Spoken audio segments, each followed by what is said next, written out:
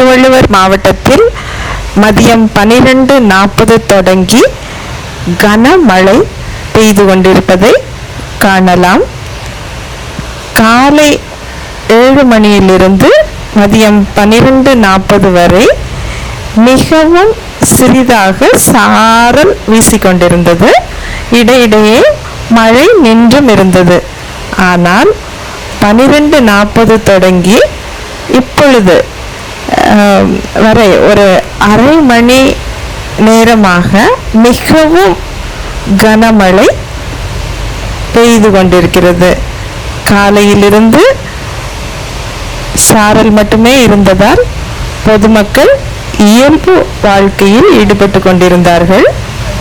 ஆனால் மதியம் 12:40 மிக கனமழை என்று சொல்லக்கூடிய அளவில் இப்பொழுது வரை மழை பெய்து கொண்டே இருக்கிறது.